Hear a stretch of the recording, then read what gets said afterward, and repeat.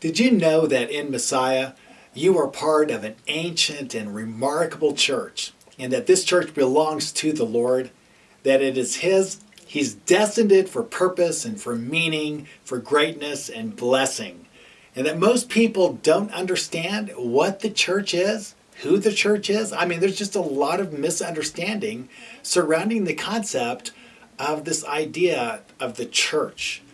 But I think that once you understand it, it will revolutionize the way you think. It's transformational in terms of its ramifications and its implications. So I want to share briefly with you this idea.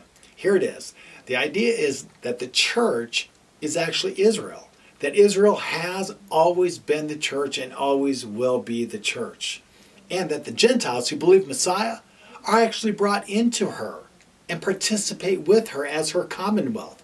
They're part of Israel, the church of God. This is an amazing concept or idea that very few people understand.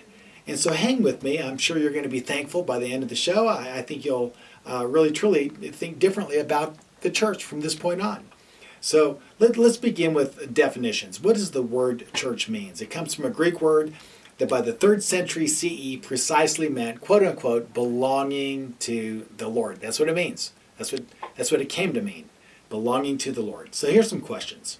Who specifically is it that belongs to the Lord? And whom has He gathered to Himself? And when did He gather to Himself? And most importantly, how do I get in, right? Because we all want to be in. We all want to be part of that very entity, that people group, that institution that belongs to the Lord. So let's begin with this, what I might consider an outrageous opinion on who the church is, and the most neglected verse in ecclesiology, Acts chapter 7 and verse 38. So here it is. I'll just read it. Quote, Acts 7:38, this is the one who was in the congregation in the wilderness with the angel who spoke to him at Mount Sinai and with our fathers. He received living oracles to give to us. Now that passage in and of itself is not like a big deal, but when you look at it a little bit closer, it's fascinating. It's speaking of Moses. And it says this Moses, this is the one who was in the congregation in the wilderness. Now this word congregation comes from the Greek word ekklesia. And this word ekklesia simply means assembly or gathering. One of the most popular translations out there, English translations out there, actually uses the word church in this passage. They'll actually translate it, this is the one who was in the church in the wilderness. Think about that. The church in the wilderness. That the church had its beginning sometime prior to Acts chapter 2, actually roughly 1,500 years prior to Acts chapter 2. That's a revolutionary idea, that the church pre-existed Acts chapter 2. Now, let's go back and look at the church in the wilderness that Moses led.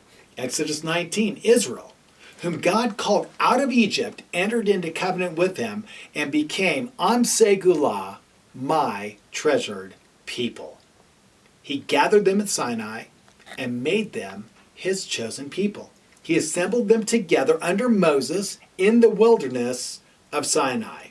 This is the very meaning of the word ekklesia. The Torah refers to Israel as the assembly of the Lord and uses the noun kahal, which literally means assembly. The Hebrew noun kahal is then translated as ekklesia 70 plus times in the Septuagint. Meaning, well, Israel is the called out ones, the ecclesia of the Lord, or in English, the assembly of the Lord, or more pointedly, the church of the Lord. She, Israel, was the church in the wilderness as referenced in Acts chapter 7 and verse 38. She always has been and always will be the church. Now, I want to challenge you in this. In closing, I want to say, take a hard look at Acts chapter 7 and verse 38. Understand that Israel is the church, and that we, the Gentiles, we come along later at the end. We're grafted into her. We're brought into her. We become part of the commonwealth of Israel. We exist with her as those whom God has called out to be His people. So, make adjustments in your thinking. I hope this challenges you in your mindset. I want to encourage you to connect with Messianic Judaism, the Judaism of Messiah. And you will find it in Jewish and Gentile forms. It's just busting out everywhere. Come and visit us and experience a powerful connection with Israel and the people group that Jesus has brought you into. And please subscribe to this channel. Check out our website, craftedin.com. Comment below and let me know what topics you'd like to hear about. Blessings on your week. Thank you for joining me today.